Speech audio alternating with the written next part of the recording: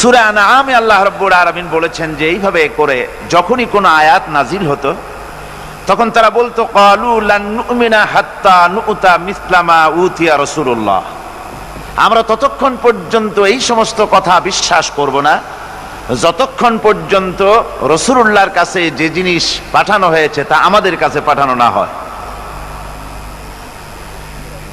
অর্থাৎ আল্লাহ নিজেই আসবেন এবং আল্লাহ নিজে এসে বলবেন যে হে বান্দারা, তোমাদের নিকট আমার আবেদন এইভাবে আল্লাহ এসে নিজেই আমাদের সামনে এই ধরনের কথা বলা দরকার।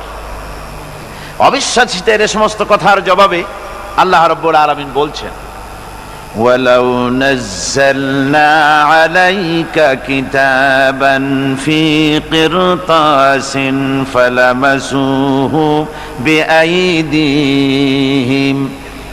আল্লাহ রাব্বুল আলামিন বলেন, আমি যদি আপনার প্রতি ওহীর আকারে কিতাব নাজিল না করে যদি কাগজে লেখা কোরআন শরীফ কাগজে লেখা কিতাব যদি নাজিল করে দিতাম, এমন কি তারা যদি তা স্পর্শ করেও দেখত, তাহলে তারা কি বলতো?